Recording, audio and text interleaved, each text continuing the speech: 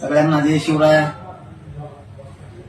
आपण या निवडणुकीत मुंबईसह महाराष्ट्रात आपण कोणालाही कुठल्याच प्रकारचा कसलाच पाठिंबा दिलेला नाही.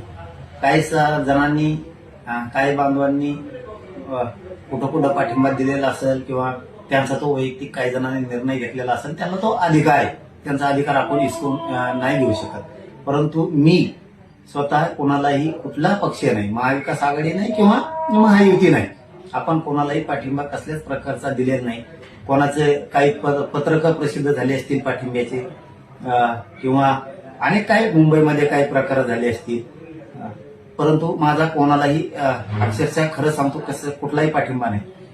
पूर्वीचे कधीचे काळीचे तरी कुठले व्हिडिओ काढलेत आणि त्या माध्यमातून कुठंतरी ते व्हायरल केले जातात, अशी काहीतरी एक माहिती मिळाली. म्हणून एक माझी सगळ्यांना नम्रपणे विनंती की आमचा कोणालाही कसलाही पाठिंबा नाही. कोणाचं काही पत्रक कोणी काढलं असून पाठिंब्याचं, त्या पत्रकाबद्दल सुद्धा ते त्यांचा वैयक्तिक अधिकार आहे, तो त्यांचा वैयक्तिक निर्णय.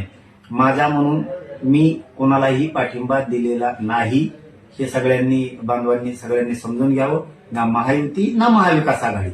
ते मुंबई असेल, मुंबई सुद्धा महायुतीलाही नाही आणि महाविकास आघाडीला पण नाही. आणि उर्वरित महाराष्ट्रात सुद्धा ना महायुतीला आहे ना महाविकास आघाडीला आहे. कोणालाही माझा कसलाही पाठिंबा नाही, याची सगळ्यांनी नोंद घ्यावी. चळवळीत असणाऱ्या पोरांना मात्र सगळ्यांनी लक्ष ठेवलं पाहिजे.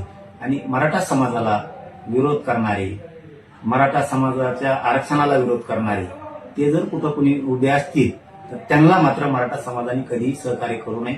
शेवटी ते मराठ्यांच्या लेकरांच्या मुळावर उठणारे लोक असतात, हे मराठा समाजाने समजून घ्यावं. पुन्हा पुन्हा एकदा तेच सांगतो की पूर्वीच्या कधीच्या क्लिप बाहेर काढून ते आता व्हायरल करून पाठिंबा असं जर कोणी म्हणत असेल तर ते चुकीचं आहे. मी मुंबईसह महाराष्ट्रात कुठंही ना महायुतीला ना महाविकास आघाडीला कुठेही मी पाठिंबा दिलेला नाही.